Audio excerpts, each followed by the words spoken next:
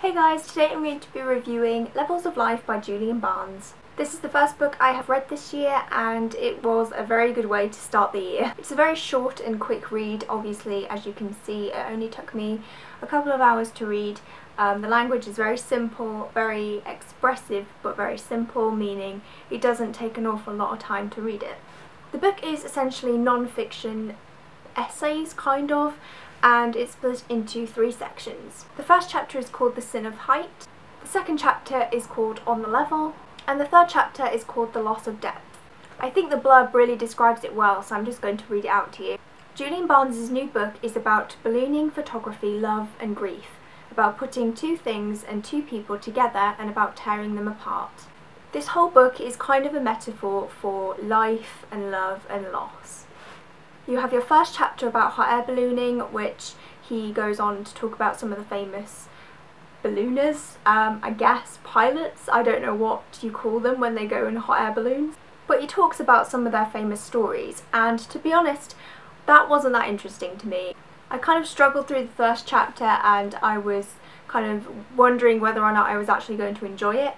I found myself kind of skimming the pages because although it was really interesting and the language that he used was really good, I just didn't find myself that interested in hot air ballooning.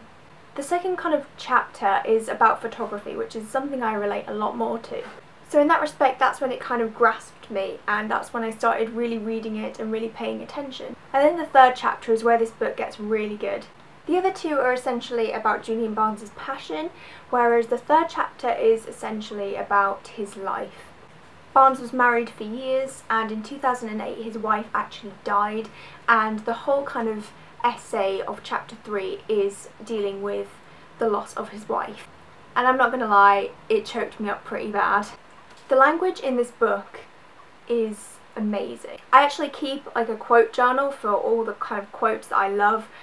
Whether it's from books, from films, from just things my friends say, I will usually write them down here. And I found myself writing down whole pages of the book just because it was just absolutely so brilliantly written. We live on the flat, on the level, and yet, and so, we aspire.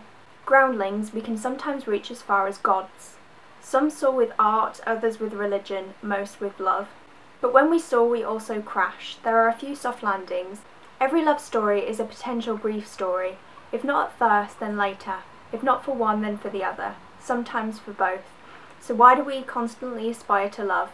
Because love is the meeting point of truth and magic.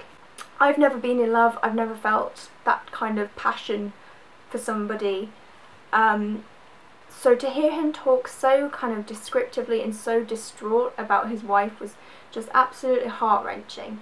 He discusses how his grief feels like it's defined him and how he has become a different person in the eyes of others. He also discusses the issue of kind of suicide, and although it's not something he ever considers at all, he is very aware that sometimes it does happen and sometimes other people kill themselves and commit these awful acts of kind of suicide and self-harm because their loved ones have passed away. He very truthfully admits that she is living on in him and he has a memory of her, and if he were to kill himself then that memory would be gone and she would be gone forever, because as long as he is alive, she is alive. He discusses how pain is almost comforting in the fact that it's almost kind of proof that that person did mean so much to you. He says he lives for the days when he is talking to other people and they come up to him and tell him stories about his wife that he's never heard of, or he hears a piece of advice that his wife once gave, and it's almost like she's still alive sometimes because he finds the odd birthday card that, you know, she wrote, or he discovers new things about her even after she's gone. He kind of links the hot air ballooning in and the photography in with the last chapter, which I think is really good, and you kind of understand why he goes through those very weird kind of things, you know, hot air ballooning, photography and death are kind of very strange things to include all in one book, but you kind of see how it all interconnects. This book was just fantastic and I was not expecting to be so kind of moved by it. It's so incredibly short as well, so it doesn't take an awful lot of effort to read. It can be read in a couple of hours and it's just very, very worthwhile. I feel like I've just gushed about the book rather than giving some constructive criticism, but I just really adored this book, and I will definitely be picking up more of his work. That's all from me, guys. I hope you have fantastic days, and I will see you in my next video. Bye!